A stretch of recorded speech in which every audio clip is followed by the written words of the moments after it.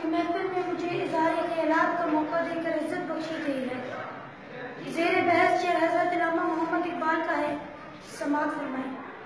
रहमतें हैं तेरी अग़यार के काशानों पर, रहमतें हैं तेरी अग़यार के काशानों पर, और बर्फ़ गिरती है तो बेचारे मुसलमानों पर।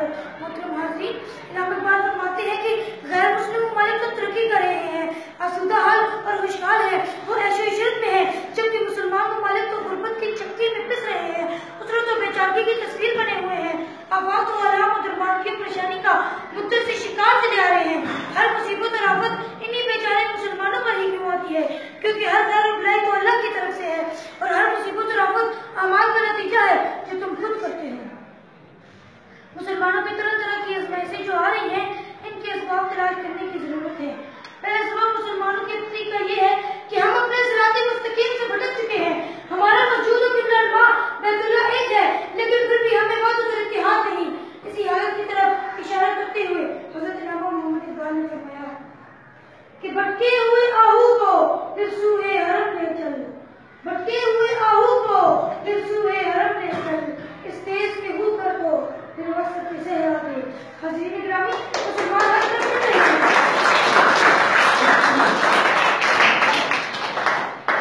हाज़रीन गिरामी, मुसलमान हर तरफ पिट रहे हैं, मार खा रहे हैं और कत्ल किए जा रहे हैं। मजहबी नफरत और फिरका बंदी की वजह से आपस में लड़ते हुए अपनों से मार खा रहे हैं और गैरों से भी। हर फिरका अपने फिरके के बुत की पूजा कर रहा है। दीन इस्लाम की मरवत को फिरकों ने महसूस कर लिया है, दर इस्लाम की मजहब को फिरकों ने तंग कर दिया है, और मुसलमानों को इसका एहसास तक नहीं।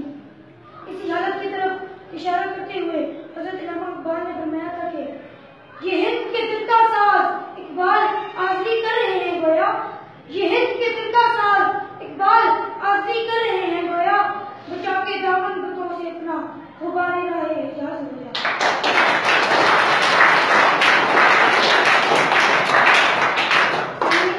मुसलमानों की बर्बादी का दूसरा सबब कमजोरी और जहालत है, जिसकी मिसाल आप मुस्लिम ममालिक में देख सकते हैं।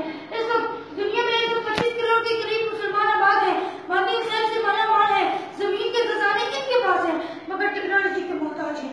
मईशत की उनकी कमी की वजह से जखवारी का शिकार है। बरतानवी पाउंड, अमेरिकी डॉलर और यूरो और येन के मुकाबले में आप इनकी करेंसी की वैल्यू मालूम कर लीजिए, और जिसकी वजह से मुसलमान पसमानगी का शिकार है और बेशतर वक्त उनके मखलूक चले आ रहे हैं।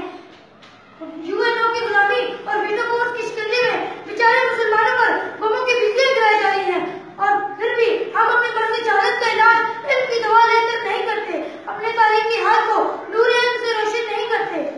रब तो ज़ब्ते मिल्लते निज़ाम है मशरिक़ की निजात, रब तो ज़ब्ते मिल्लते निज़ाम है मशरिक़ की निजात, एशिया वाले अब तक हैं इस नुक्ते से बेखबर। सामीन इस्तिशान, हकीकी इल्म तो वही है और वही का मजमूआ कुरान है।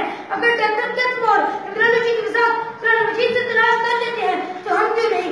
अगर डॉक्टर जेम्स चेम्स सुलेमान वेल्स पढ़ के एस्ट्रोनॉमी में महारत हासिल कर लेता है तो हम क्यों नहीं? अगर डॉक्टर स्टीफन हॉकिंग 20 दिन का मोहताज होते हुए गर्दिशी लैलतुन नहार हरकत शम्स कमर को सूर्य व शम्स पढ़ के दरियाफ्त कर लेता है तो हम क्यों नहीं? इल्म ही से पाई है शिफा बीमार कौमों ने, इल्म ही से पाई है शिफा बीमार कौमों ने, किया है अपने वक्ते खुफ्ता को बेदार कौमों ने।